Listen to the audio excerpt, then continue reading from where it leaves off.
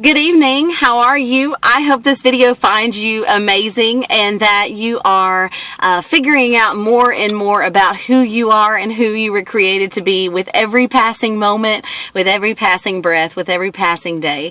Tonight, I just want to read to you a little bit from the book that I am currently in the middle of called Love is Why. It's written by Jeff Pate. This book can be found at www.loveiswhy.net or on Amazon.com.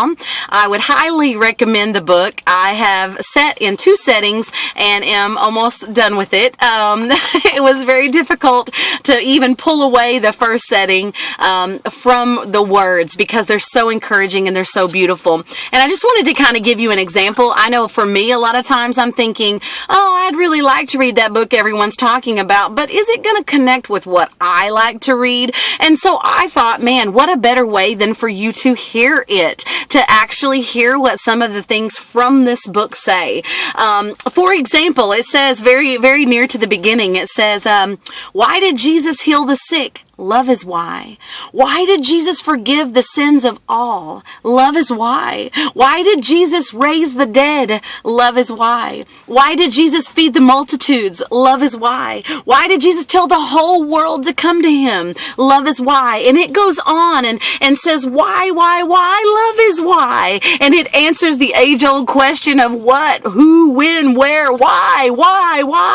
We're always wanting to know why. And this book tells us that the reason is love. There's a beautiful portion right smack dab in the middle of it that just makes me feel like my spirit soars up into the clouds and all the way up into another atmosphere, I tell you. And so I just wanted to read it to you. Jeff, I hope it's okay that I'm actually taking parts of your book and putting them out there. But I really feel like if people hear the words that they're going to want to get a hold of it. So this can be found on page 50 of the book Love is Why. And it says, the cross wasn't an expression of punishment deserved of sin, but rather the cure for sin and of the shame and condemnation it brings. He did it for us to see that there was no need for us to fear punishment because it was placed upon Jesus. Jesus' suffering was not to provide a way to remit our sins, but to destroy sin so that we might live free, as Jesus said. For God sent not his Son into the world to condemn the world, but that the world through him might be saved. That's John 3:17.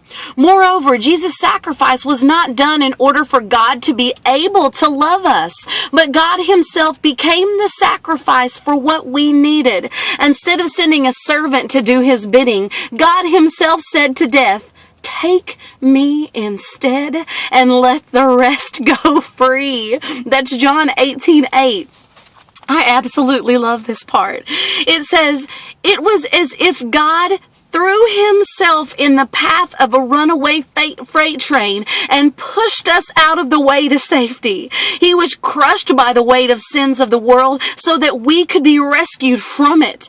In light of this, may we see the Father in the only way he can be truly portrayed, and this is through Jesus. His suffering was done so that you could see him in his love, that he took the bullet for the ones he loved, and the ones he loved is you and me. And man, this book is rocking my world. I smile through the entire thing as I'm reading, and I would encourage you, if you just want to step out and try something different, or maybe you've read things similar to Love is Why, or things that kind of point us in the direction of love, this is a brand new, fresh take on it. So the book can be found at www.loveiswhy.net or Amazon.com. So there you go. That's my suggestion. Love you so much. Love is why. Wow!